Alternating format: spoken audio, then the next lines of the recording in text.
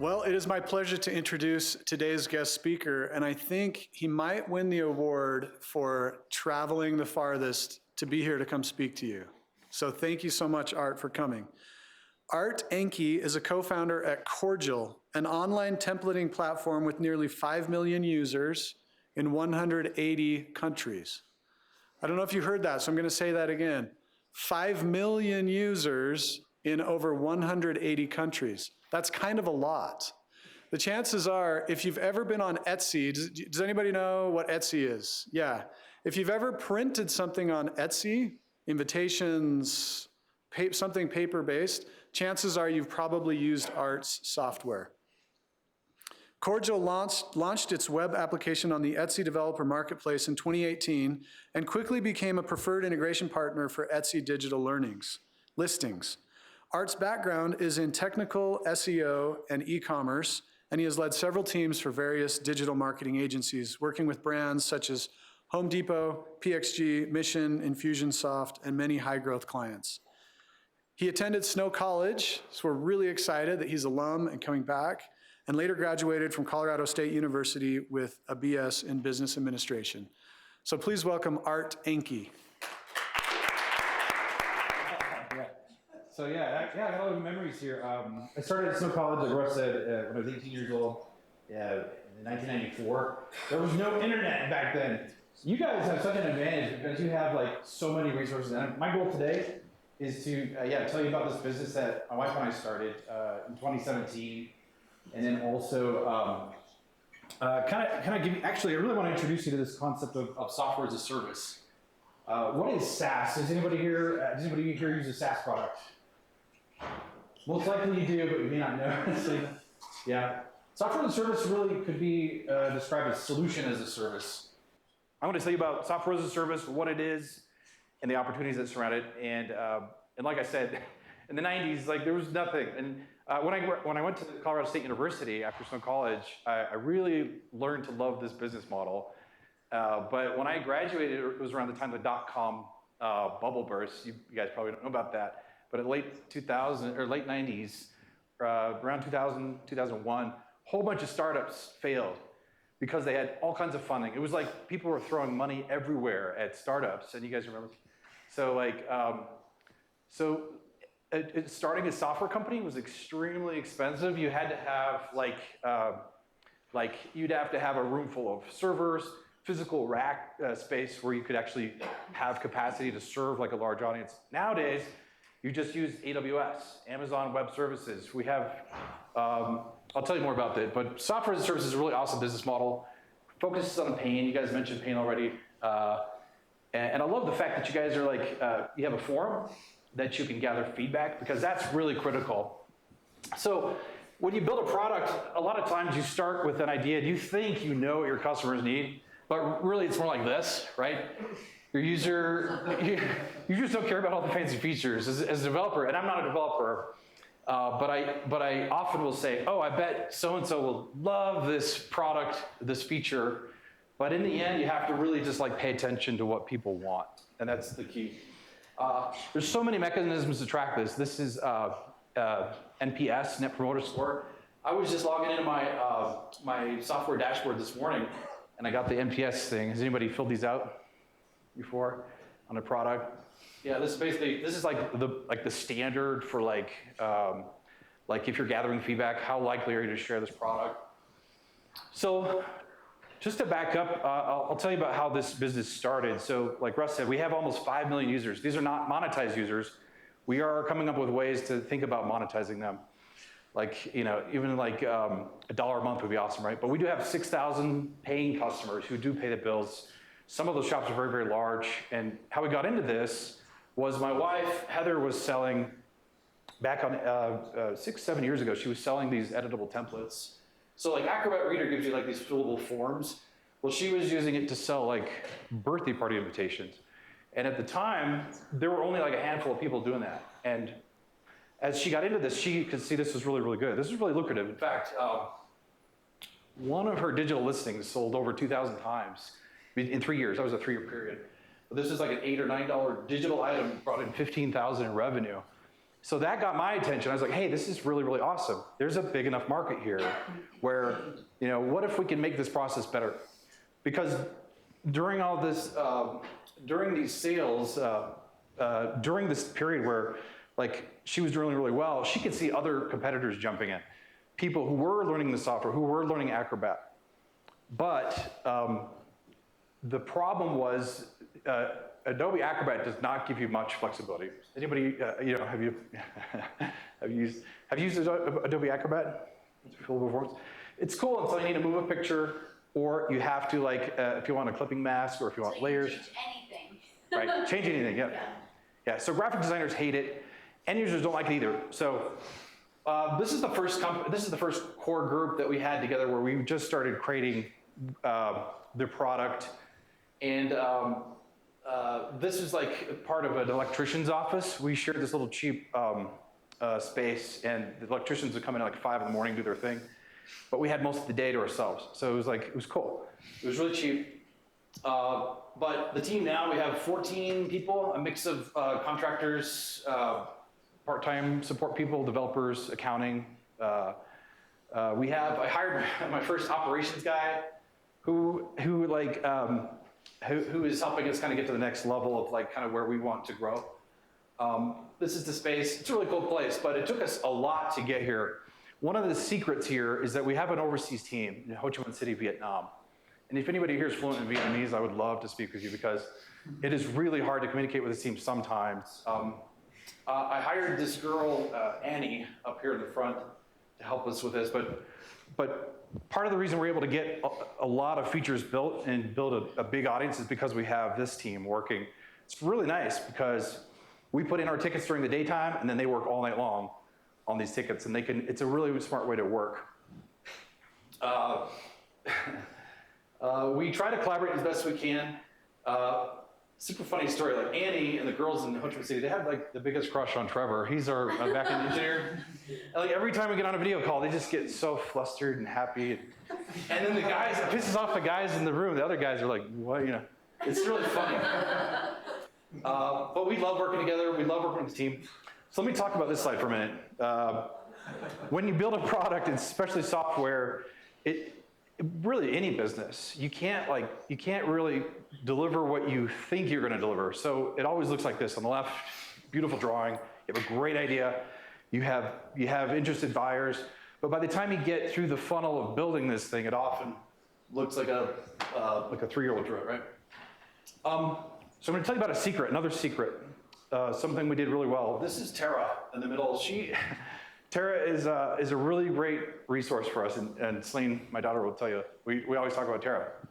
The reason is because when we got started with this software, we needed somebody who was using the software, who was an expert at selling a digital, and that was one of the key things to do, was we needed somebody who was an actual user working with us. So my wife was selling templates, but she only has one perspective of this. Tara has been selling digital since 2008, long time, earliest days of Etsy.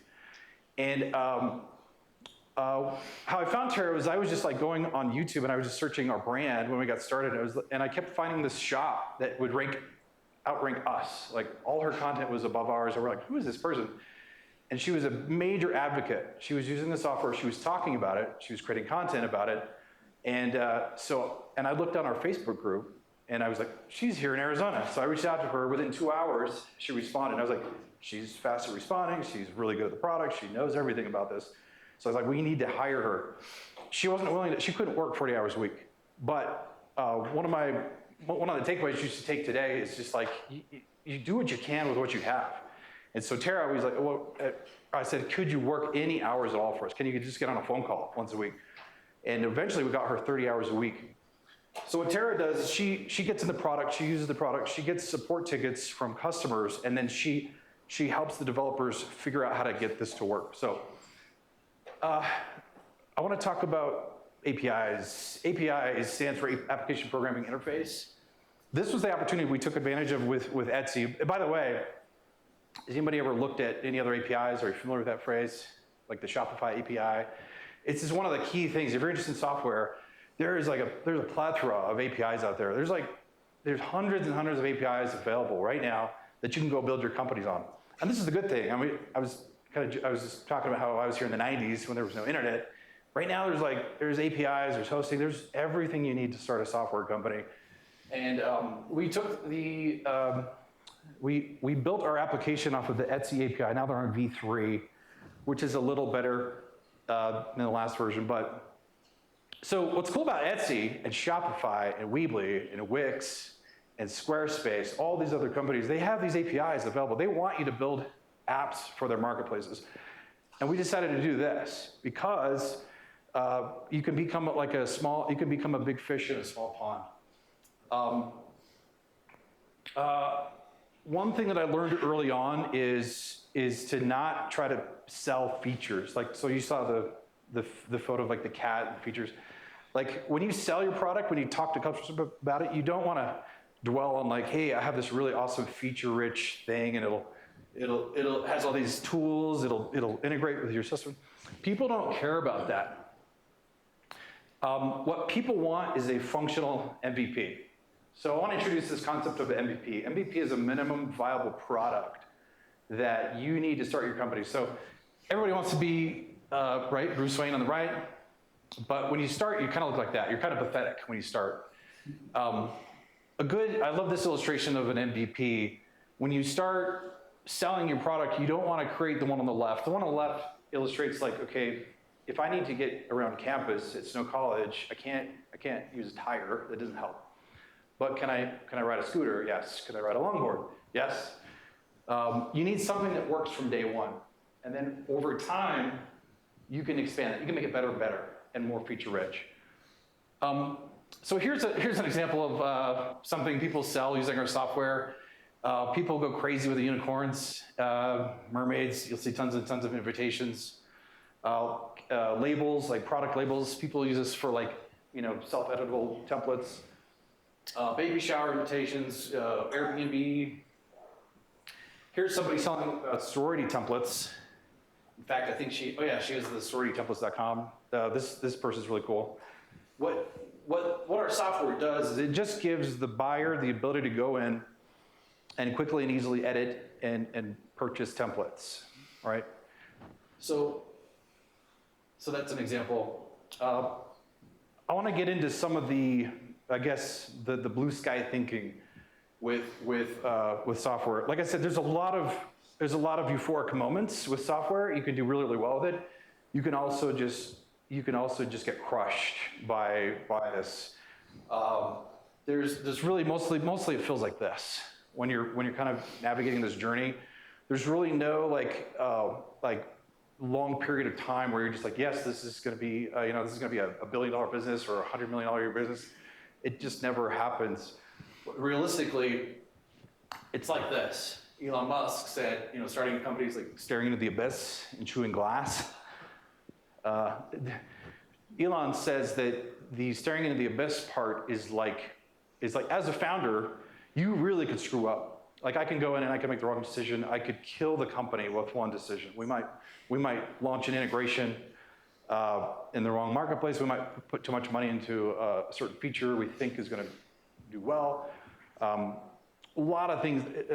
The co-founder of LinkedIn, Reid Hoffman, says there's a million ways to die with software. And then the eating glass part, as a founder, you really have like these painful moments. You're dealing with, like Elon Musk says it best, but you deal with like the worst problems. There's certain things where, as a founder, only you can like solve. And my wife will tell you, Celine's mom, she's like all weekend. Basically, we're just talking about the worst things that are happening. Customers don't see that, but as a founder, you have to deal with that stuff. We got let's see, I'm trying to think of a painful one. There was a really bad one. When we first got started, we had a small team in Ho Chi Minh City, Vietnam. It was like 5 people, 6 people, and my co-founder, John, did not get along with the lead developer over there. And then one day, actually when we were shopping for an office space, John was like, hey, Ton, this developer overseas just dropped the team. And I was like, what do you mean? He's like, well, he basically just quit. And so he was building the software. We had backup redundant copies of the code and all that. We were okay, but basically he just disbanded his team, and we just lost our development team overseas. And this was the day we were shopping for, stuff, a new place to move in.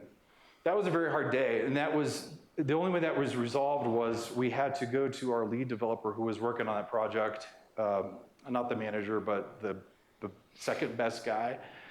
And he already took a job at another company, and we said, hey, we will pay you triple. Whatever you're making, we'll pay you triple. We need you back on this project like now. Like drop it, and he's like, I just moved. Like, that's fine. How much do you need? So we paid him triple. He makes a lot of money. For his location, he's doing great. And we were able to save that by that. That's one example. This concept of being a big fish in a small pond is really important. We kind of went up against like Adobe and Canva. These are, I think Adobe did what, $17 billion in revenue last year? Insane, they're so big. We could not compete against Adobe. We could never create an online version of Photoshop, and that wasn't our intent. What we did instead is we tried to find a very specific user need and then deliver that user need really effectively. And that was the key. And we realized we didn't need like a million customers. We just needed like, in the early days, we were like, okay, if we can get 1,000 people paying, $50 a month, $30 a month, that's enough. That's enough to make it interesting, right? So we got a lot of traction early on. We started making money from some of the biggest shops on Etsy. In fact, we have, I think, 2, maybe 3 out of the top largest Etsy shops, all-time volume, use our software. And when we started, we got a lot of attention from Etsy. Etsy reached out to us, in fact. The developers said, hey, we can see you're making all these API calls. And then they went and vetted it, and they checked out, like, this is pretty cool. Would you mind getting, if we added your link to the integrations page that we're building? We're like, of course, who would say no to that? So we got really lucky. We went, so if you go to Etsy, who has an Etsy shop here? Does anybody sell on Etsy besides Celine? Celine sold a lot of stuff on it. If you have an Etsy shop, if you sign up, if you go to integrations, you'll see our logo right in the middle, and there's only 22 apps there currently. So that was really, really lucky. And but again, the reason we got lucky is because we built something that a lot of people really wanted and solved a big enough need. So the end users are great. We don't monetize these yet. We're trying to figure out a way to just charge them $2 a month without them knowing about. No, we wouldn't do that. But but that would be a lot of revenue. If you visualize this, it kind of looks like this, right? So we got people that were using Adobe, Illustrator, Photoshop, even people at Etsy were kind of putting us there. So there's no Adobe app and there's no Canva app in the integrations. It's just us. So that's really cool. Customers really love it. We have like 10,000 plus positive reviews from end users that talk about this product positively. So all this is really easy to say as a founder. You guys are probably thinking, man, this is easy. I want to do this, no problem. But keep in mind, there are 90% of businesses fail. You guys have heard that stat a lot? It's true. And most businesses really, really struggle. So there's like these moments where, like in the early days, we had a really good ramp up of growth. In fact, there's a W there. You see the W for when everybody was having a lot of fun. Do you remember what happened in February 2020? Anybody have a party get canceled? Birthday party? Wedding? Yeah, no more in-person weddings or parties. And so that was like most of our customers at the time. So our web traffic dropped like 80%. And so that was a scary day. I remember my wife and I went over to our co-founder's partner's house, and we were just hanging out in their house, and we were just like, okay, we can weather this because we could just kind of like thought through the scenario. What's the worst thing that'll happen? Well, parties aren't going to go away forever. The weddings aren't going to go away forever. COVID will pass, all these things. And the truth is we built a platform. This is kind of how we felt, by the way. Seth Godin says this really well. One thing we did really good is that we built a product based off of users' needs. And you guys, I can tell you guys talk about this topic a lot, but if you start the other way, if you say, hey, I got this cool thing, I'll try to find as many people as I can to use it, that doesn't work. You really have to build something that the customer generates for you. So in the end, this is kind of what it looked like. That drop was that COVID drop, but it overall didn't really matter. All right, so Cordial has succeeded because we actually got a little bit lucky with this. Most SaaS companies only have to solve the pain point of one side of this equation. We try to solve for two people. The guy on the left is a customer, his pain, every time he goes to buy a template. It's painful for him because traditionally he has to ask the designer for lots of revisions. He's super picky. He wants everything for nothing. And then the designer hates this kind of customer because the designer wants to make as much money as possible. They want more professional tools. They like Adobe Illustrator. They like Photoshop, all these things. So if you kind of map this out, this is what it looks like. Customer needs high quality. They need simple. They need it now. The seller, the designer, needs a professional platform. They want to be able to customize everything on the platform. And then so if you kind of merge these together, the traditional, Venn diagram, this is kind of what we solved for. We understood that, okay, we could solve two people's needs here, and that was really powerful for us. So that makes this, our platform even more enticing. Because, in fact, a lot of traditional graphic designers, there's still some on Etsy, they'll basically have Photoshop, and then they'll sell a template, and then the buyer will send them details, and then they'll put in the details, and then they'll email them 5 times, hey, can I see a proof? Hey, I like it, but can you revise it 4 more times? It's super painful. People now that don't use Cordial are annoyed at us because their customers assume that they use Cordial. They're like, hey, where's my Cordial link? And so now people ask for that. So we created demand on the buyer side as well as the design side. And that was a really important thing we did. This is Toby Lutke, founder of Shopify. He gave myself and my partners some really good clarity early on. We were trying to figure out what is Cordial? What are we doing? What are we trying to do? And Toby has there's this amazing podcast called Masters of Scale. Reid Hoffman, founder of LinkedIn, co-founder of LinkedIn. They talk about this concept of being a platform. So if you can build a platform, this is kind of like the magic SaaS you can build. If you build something that solves one business's needs, that's nice, but there's so many things out there that are nice to have but not need. If you build a platform that people depend on, they work in it every day and they could build their own businesses on, it's very, very sticky. And so our average customer spend is $200. Actually, that's lifetime value. So all those thousands of customers that we have, they spend a lot of money with us and they spend a lot of time on the platform.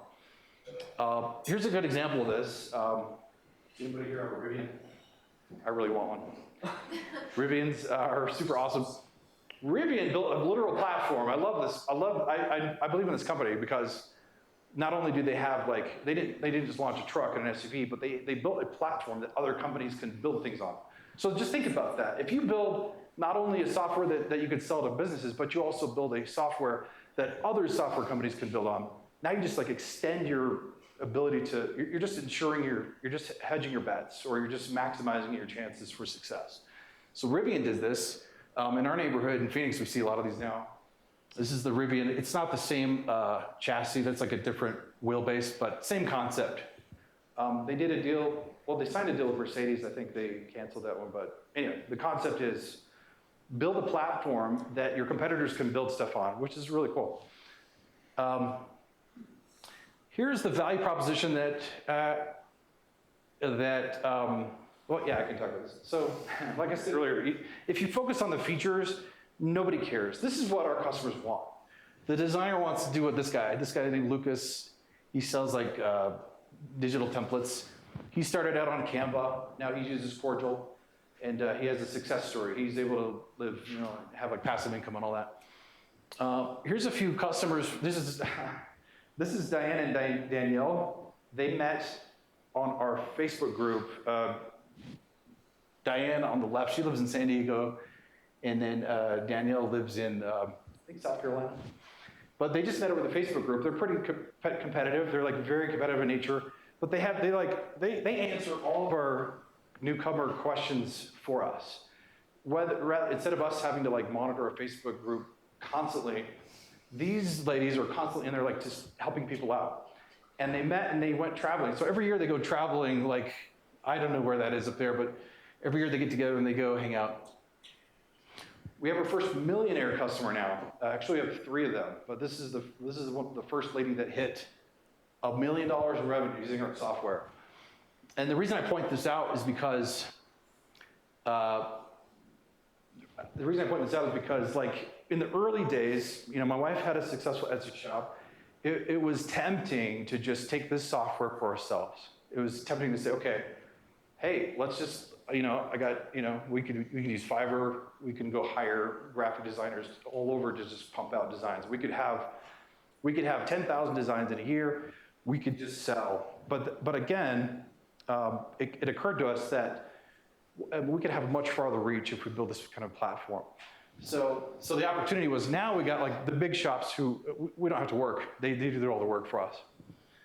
Elon Musk said, stay focused on creating a product or service that delights your customers. If your customers love you, the odds of your success are dramatically higher. Here's an example of a shop. So early days, my wife and I used to look at the shop and we would say, man, if we could just be like that shop, we would be successful. Again, they were doing like huge volume, really successful shop. But then we thought, well, again, what if we could build a platform that they became our user at? And really, we ended up discovering that it would be very hard to catch this company because they were really good at design. Tons and tons of content. Their site was massive. I called the company that built their website. They spent like $20,000 on the site. And we're just like, you know what if we could build something that they use? And I won't play this, the whole video, but actually there's this. Hi everyone, it's Louise from Sunshine Parties, and today I'm going to be looking at the key differences between Cordial and Canva. Now, no. Yeah, so I'm gonna skip that. So this lady, she's in South Africa. She's like one of our biggest advocates now.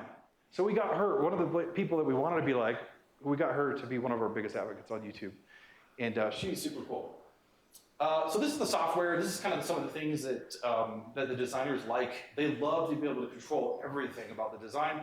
They got all these, they got layers. They got a lot of the things that, 10 minutes? Okay, cool. On the buyer side, we have a simpler view for the buyer. So in other words, we don't try to overwhelm end users with a bunch of tools. So if we make this overcomplicated, buyers won't like it. So this is kind of the simple view. Like I said, we created a Facebook page, and people love this. Like, this is like a guarded, walled-off area where people can be safe. So we got these designers who love to complain about their buyers. So that's kind of like, it's like a venting group. Sometimes I chat, I created this video. I was at the office before a product release. It was like 3 a.m. And there was this like discussion going on, and it was just going out of control. And I created a video. I went live. I was like, hey, let's just talk about this. This is what we're doing. Don't freak out, but this is a feature that you're gonna love. And so the Facebook group is really critical. You have to open a channel of communication, talk to your people. In the last few minutes here, I wanna talk about networking, how important this is. So there's a group called Founder Friendly Labs in Palo Alto, California. As you might guess, Phoenix, Arizona is not like the hub of, it's not a tech startup hub. You guys are really lucky because it's like Austin, Palo Alto, San Francisco, and like Lehigh. Lehigh, it's awesome how many companies are up there right now. So you guys are in very close proximity. If nothing else, if you were to just like go on LinkedIn and reach out to a lot of these founders, people that are working at these startups, and just be interested in them, and just, hey, I have some questions, I'd love to learn about your business, how did you guys do this? You have local connections, it's really powerful. I met some really good guys in this group. This is in Palo Alto, so now, oh, by the way, this group, we did this one because they gave us $100,000 of AWS credits once we got accepted. We paid $6,000, but we got like 100K. We used like 50 of that when we were starting. So, plus the network, and that's the valuable part of it. This is an example from that group. Like you get these emails all the time, like, hey, so-and-so got acquired, pretty awesome. Founder Friendly Labs, by the way, has a really high exit rate. They're above like Techstars Chicago, pretty awesome. So if your goal is to build a SaaS and sell it, this is a really good group to join. This is a group I was in the other day. This is one in Europe, and this was very affordable. It's like $3,000 a year. But I've already like made so many connections in this group just recently One thing we're doing now is we're doing product demo tests on each other. So basically we're contacting each other and we're basically like, hey, can I demo your software? Pitch your most expensive product to me. How would you pitch it? So I'm doing that. I think, oh yeah, so in these slides, ultimately, when you create a business, you should just have a lot of fun. Another thing you have to do is create a culture that people want to work at. And you have to remember, whoever's working with you, they have an opposite, there's another person behind the scenes. It's their significant other, right? Spouse, boyfriend, whatever. When you build your company, try to take care of that other person. Think about that other person in addition to your employee. So that's something that we've tried to do. So you have, you can have dinners, you can have events, but you try to acknowledge that if you want to retain people, you make sure you take care of the other person that's around, that's influencing that employee. We've lost some really good employees over the years because maybe we weren't paying attention to that close enough. I've included a bunch of resources in here. I've learned from every one of these. Every one of these resources in this list are people that I actually watched all these videos early stage to get started, and I've learned something from all of them. And this is kind of breaking the rules of slides, but really I put together a checklist that I think you guys will benefit from. That so I'm assuming everybody's getting slides from this. If you share them with me. Okay. Yeah. Yeah. Then I can share them. Yep. I'll share this checklist with you because I think it's really important. But in the end, just want to summarize by saying, like, yeah, you can definitely explore SaaS as a business model. It's cheaper than ever. There's more people that know it than ever. There's a lot of opportunities around this business model. I'm not a technical guy. I'm not a developer.